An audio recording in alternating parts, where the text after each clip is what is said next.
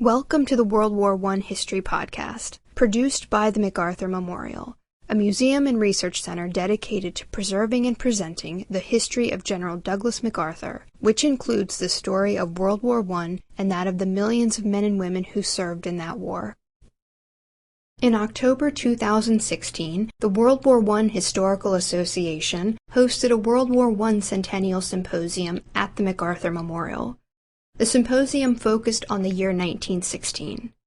The following is a presentation by William MacMullen, a member of the U.S. Navy League, the U.S. Naval Institute, and a past executive director of the U.S. Naval Ship Building Museum. He explored the topic, Big Navies, Big Innovations, Big Battle, then Fizzle. Why? The practical information I'm going to impart doesn't come from being a reenactor or running a museum. It started in 1971. I was in the last graduating class of ROTC at Yale University. And my thesis that I had to write before we received commissions was on the Battle of Jutland.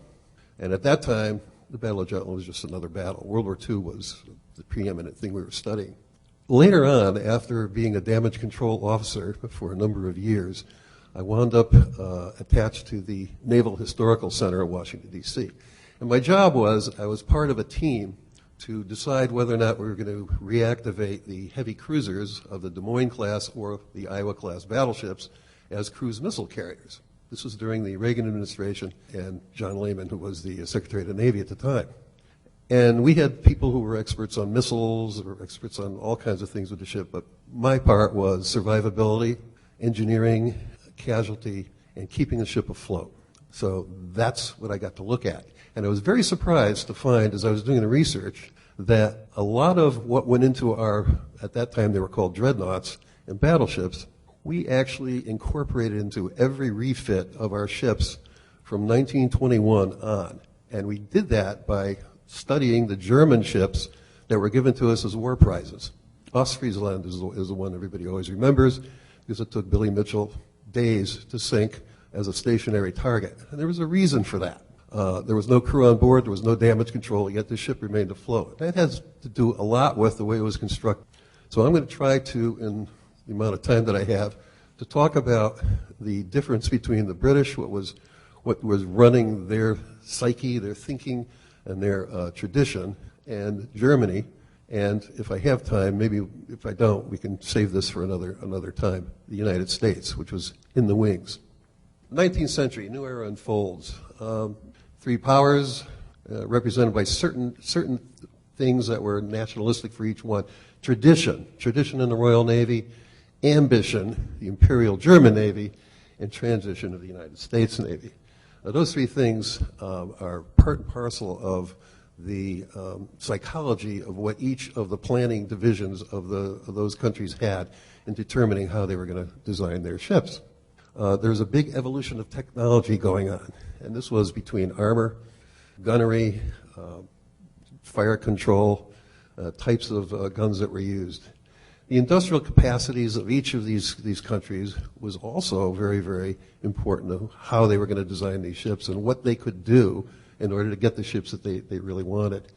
Global necessities dictated what types of ships they would make, where they would go, what was the cruising range, those sorts of things. National pride was something that everybody tapped into. Britain, because they were an island nation and they had a history of that tradition.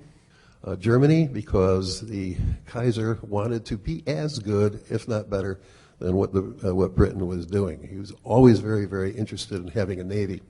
But being more of a land power, this was something that, he had to sell this to the people, and it was a matter of national pride. The financial capacity, how did they pay for all this? The lead up to World War I was probably the largest single expense in history in just building the navies. If you took the dollars that were spent then and converted them to today's dollars, this is an astronomical figure for these countries to absorb. And finally, the governmental fortitude. Could you get your members of parliament to vote for this every year? That was something that politically, on a local level, fed into the national level in each case. Everybody knows who this is. Yes, this is Admiral Nelson, Horatio Nelson. And he represents the traditional part of the Royal Navy. The wooden walls of England always protected the country. Mostly the time the antagonist was France, historically. England relied on its Navy, not just for its own home defense, but also for this empire that it had around the world. Now, innovation was taking place. In the United States, iron ships were being built. One ship had no sails whatsoever. This was the Monitor. It had a revolving turret.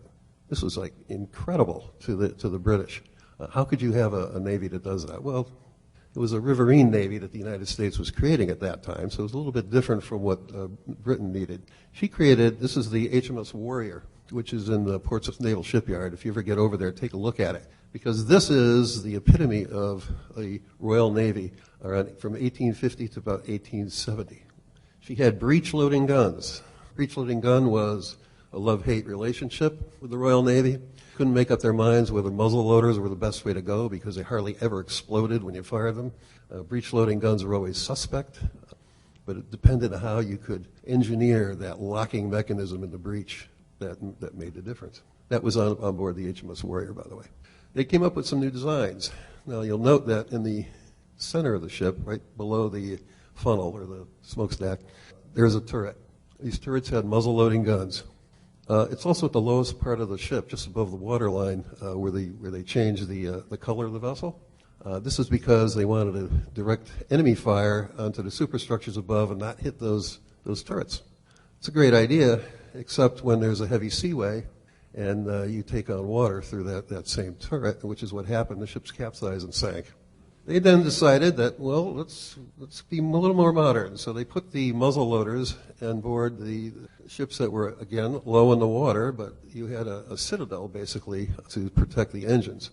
These have, again, muzzle-loading rifles in those two turrets. You can tell because they're very short when they protrude out of the turret face.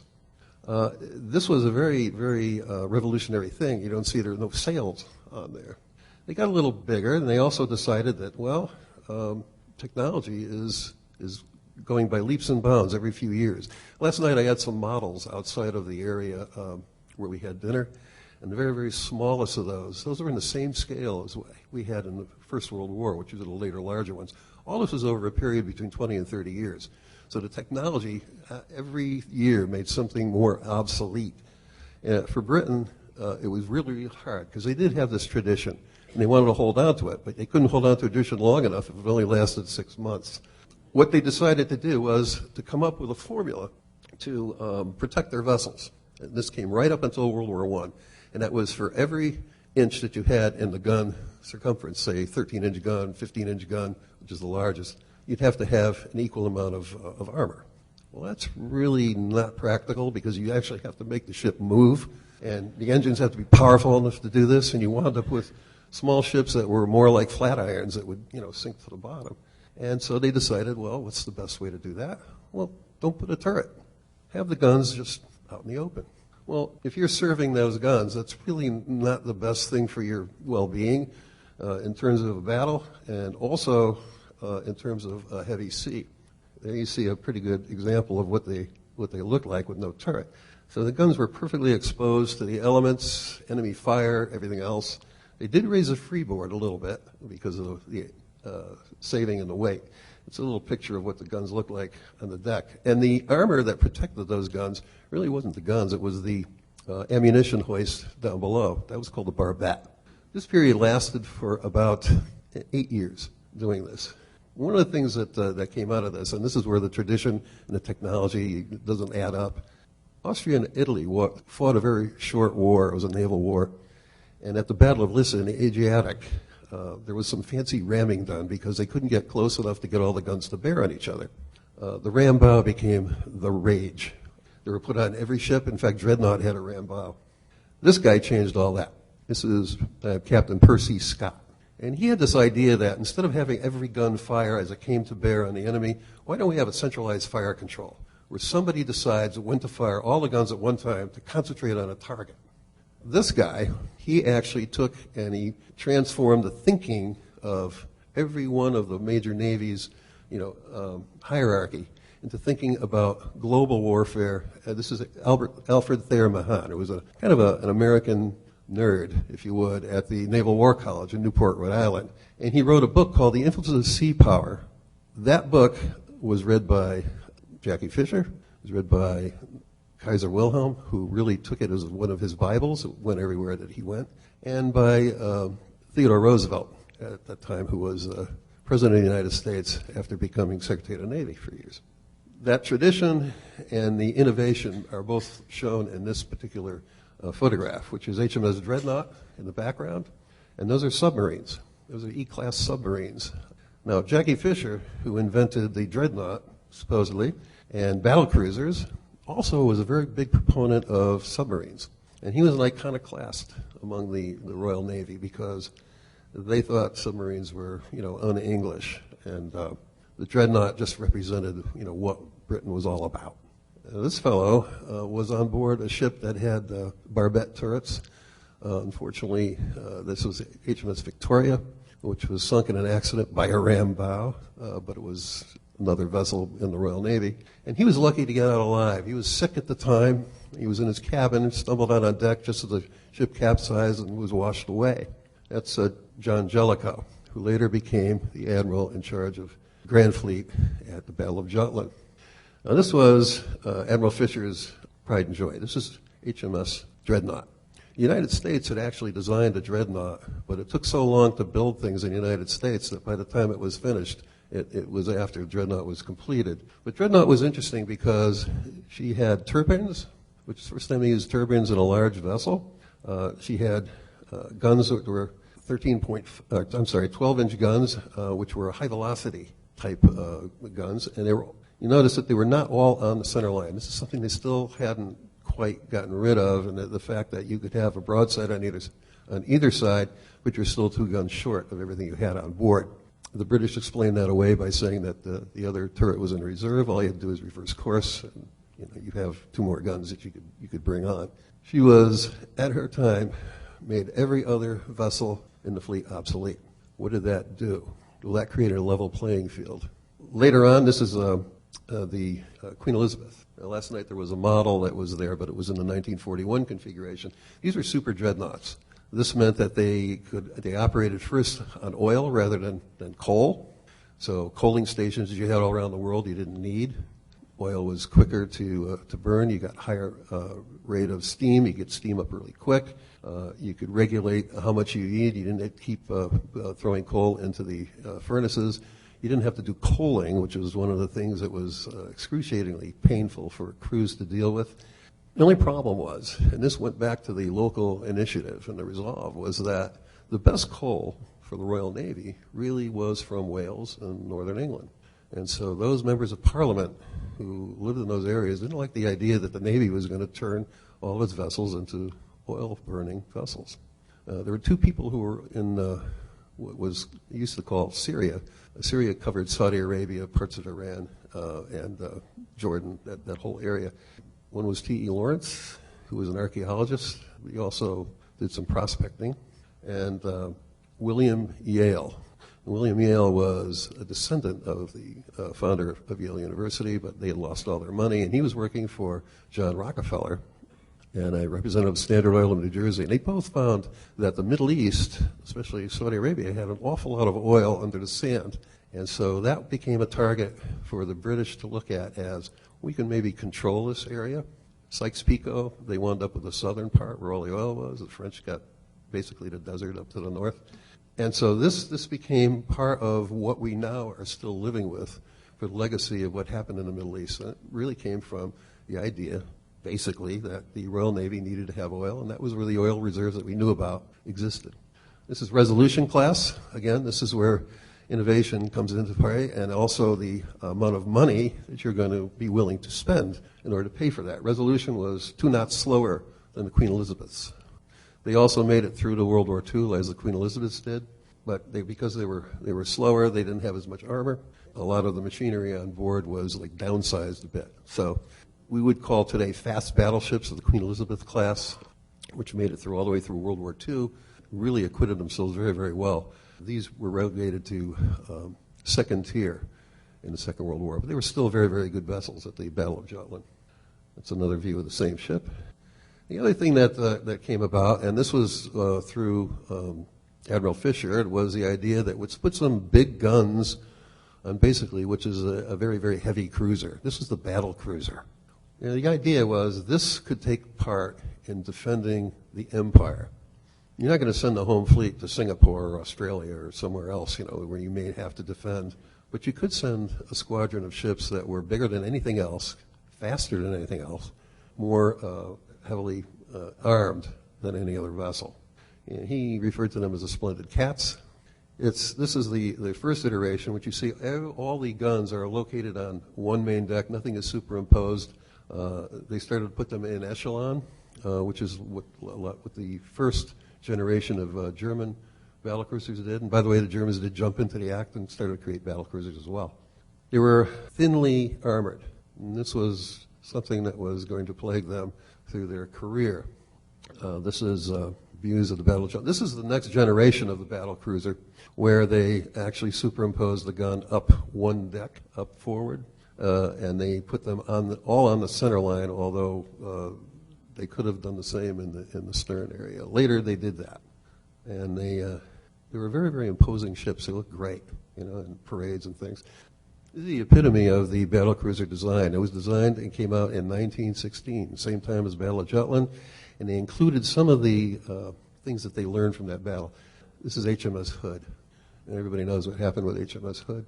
Now, the other fellow on the other side of the North Sea, Kaiser Wilhelm, interesting guy, he had an idea that he wanted to have a navy just as good as Britain. Now, they were not saddled with all this tradition that they had to overcome. In fact, where British ships were designed to fit the dockyards, fit the canals, fit all of the areas where they had to be serviced, you didn't have that. Instead, they built the infrastructure around the size of the ship. So Kiel Canal, all the dockyards in Wilhelmshaven that worked on these vessels were built specifically for the dimensions that they came up with the ships. Now, the German vessels are always broader in the beam. That makes them a better gun platform. If you expand the length of the hull exponentially, you can gain more speed. So you can have a wider ship, make it a little longer, you'll get a faster vessel. And they seized on that immediately.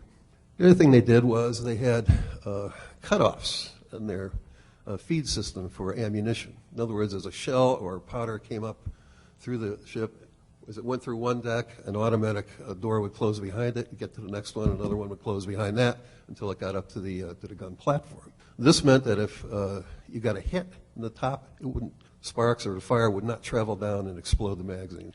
They did this even in their own battlecruiser designs. And the battlecruisers that the Germans built at Battle of Jutland that were used there, only one did not survive. Seydlitz, which was one of the models I had out last night, came home with the decks awash and with 15 major caliber hits all over the sides, superstructure, turrets. Every gun was knocked out by the time she got back, but she survived, was back in service 11 months later. There you see that's one of the canals that is wider than was needed. Britain would have to take apart part of their infrastructure to support that. Again, here are superimposed turrets. Here you see this is the value that they looked into as far as engineering for fire control. If you have two sets of guns, and nothing was radar guided at this time. Remember that they couldn't fire by radar. Everything was like optical. So the turrets and the people you had and the optics that the Germans had, which were far superior to what the British had. In fact, the good ones they bought from Germany before the war, were far superior in terms of hits that they scored on British ships. This is Baron. This is the last iteration of dreadnoughts that they built. And here you see something very interesting. They decided to scientifically look at how shells would react with armor. So rather than guess or just say, well, for every inch of gun, we're going to have another inch of armor, they went and they built a mock-up, full-size mock-up, and then they fired at it. That cost a lot of money to do, but they felt that was very, very important to understand what would happen in a battle. All of their ships were also coal-fired. Now, Bayern was the last, and this was designed to also take oil if they had reserves of oil, which they were planning to get from Romania. There were three, the propulsion on these ships was very different too. Whereas the English ships, British ships, all had 4 screws, 4 propellers, 4 shafts. The Germans had 3. And that center shaft was run by a diesel engine, which took up a lot less space. So in a battle, if you are hit and your turbines are knocked out, or the steam plant is knocked out, or the boilers go down, you had the diesel engine, which was about the size of maybe half of these seats going all the way up to the side, that could operate and drive the ship fast enough to get out of harm's way. So even the engine, the diesel they put on, was part of the damage control systems that they put into their vessels. This is, again, Bayern. This is the last of iteration. You'll notice that all the guns are on the center line. That's one thing they finally learned. They could get a full broadside out of everything. The protected, you see down in the stern, the skeg and at the stern, protected those torpedoes. One of the things that both navies were afraid of were mines. I mean, Britain lost HMS Audacious to a mine off of Northern Ireland, and it was only a 13-month-old vessel at the time. They kept it secret. So torpedoes, and this is a top view of the same ship. Torpedoes were also very much something that they feared, both sides feared. Jellicoe was scared to death of this at Jutland, which is why he broke off action and kept retiring and then coming back afterwards. And what they did was, the Germans did, they created something that the British did not have. They had longitudinal bulkheads on either side of the engine spaces. Now in Britain they had compartmentalized, but they were all transverse, which means they went from side to side of the ship, almost like a single-loaded ice cube tray. So if you took a hit in 2 compartments, you would start the list. It's pretty hard to fix that list by counterflooding if you don't have a longitudinal bulkhead. The Germans had that. In fact, they had 2 on each side. So they were always able to maintain balance and keep the ship from capsizing. This is why Seydlitz made it all the way back under its own power after taking those hits. And the foredeck was actually awash when she came back. The armor arrangement was a little bit different. They looked more of it as let it penetrate first, set off the fuse on the armor-piercing projectile, get it to explode against the secondary armor, and then the blast goes out from the ship rather than in. This is Seydlitz. This is the ship that took the 15 major hits. But if you look up on the top, you see the 3 fish. That's also in the very, very bow. Now, when she came back to Wilhelmshaven, only the top fish was showing. And they actually had to wait until high tide to get her over the bar to get back into the canal to get her back. This is what a torpedo would do. This is a German vessel which took a torpedo hit earlier in the war, and they learned a lot because they would take these ships, put them in the dock, and study them and figure out what they could do to improve those. This was a hit from a shell. Again, you see the large size of the hole. Well, if you're hit with an armor-piercing projectile, even if it's a 15-inch, it's going to make a hole about half the size of it.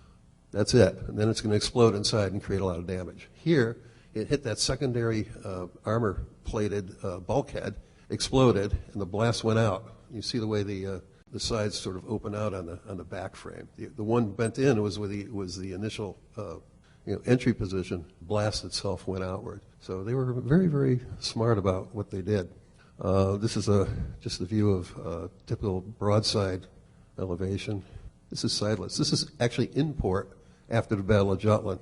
You can see up forward 2 holes, one massive one and one further down. All the guns are knocked out. She came back with not a single gun operational. Yet she was she and von der Tann were one of the ones that sank one of the British battle cruisers. And this is a battle cruiser. Take this amount of punishment. It's not a dreadnought. It's not an armored vessel. It was pretty amazing, and attested to the ability of the German engineers to do that. U.S. Navy took this to heart. The vessels, other than Oklahoma, which sank at Pearl Harbor, were all invested with the technology that they learned from Ostfriesland. The counter-flooding, California, which took a number of hits, didn't capsize, settled on an even keel. West Virginia, same thing, all hit on one side, settled on an even keel. Oklahoma did not. The reason for that, she was not upgraded because she was going to be decommissioned in 2 years. She still had reciprocating engines, rather than a turbine. So she was looked at as one of the ships that was going to be decommissioned within the 5-year period that the Navy had at the time. This is Bayern, and this was in the fighting trim. She didn't fight at Jutland. Actually, never fought. This is what happened to Bayern. She was one of the ships that was scapula. Notice it's on an even keel. Later on, when they salvaged these, they brought them to the surface. They were all scrapped. I think you can see. I'm not sure. Can you see 3 screws? It may be one. I have 2 that are in here. One is a 4-screw ship, and the other one is the 3, which shows the. Oops. No, we don't want him yet. The third one, which is that diesel engine that I talked about before.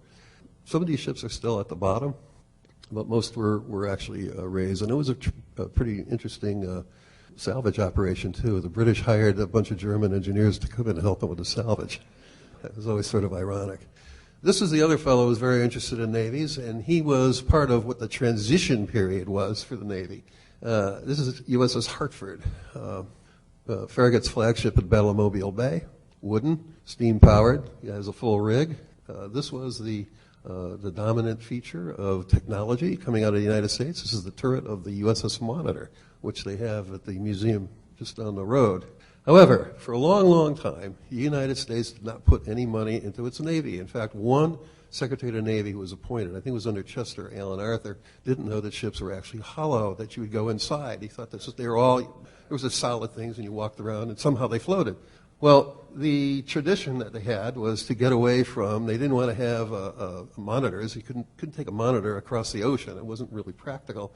So they built vessels that had some freeboard, some firepower. This was armed with 6-inch guns, but they had a full rig, and the idea was you can shut the engines down and just kind of cruise for a while to save coal. The other thing was U.S. Congress, and this had to do with the intestinal fortitude of the people who make the decisions of the money, the financial end, and also what are you going to do for us in our particular jurisdiction. This is the ram Katahdin. You're looking at it from a bow on. Remember we talked about the ram bow being a really big fad? Well, the United States decided, well, if we're not going to have a world navy that has to go out and all over the globe, but we do want to protect our ports. And the Congress people who were in areas, say like Norfolk, Boston Harbor, the West Coast, San Francisco, they would build vessels to protect the entrances to the harbor. And these would augment the Army Corps of Engineers coastal artillery that we had. And that was the mindset we had of the United States Navy. This is what she looked like on the dock just before she was, there are no guns on this ship except for one signaling gun. It was 115 degrees inside. That's what it looked like in the water. And this was the era just where they were building pre-dreadnoughts over in England. Next step up, this was the HMS, the USS Puritan. This was one of the smallest model that was out there last night. 10-inch guns in a turret in the bow, 8-inch guns in the stern. I guess the idea was you would approach the enemy and sink them all, and maybe you had to finish them off after you turned around. I don't know. There were only 4 guns on the whole vessel. It had a ram bow, and when you went to battle stations, repel an enemy coming into your harbor, you would ballast it down. This is looking at the bow. All right? That's what it looked like when you're at battle stations. You're running ballasted down, basically awash.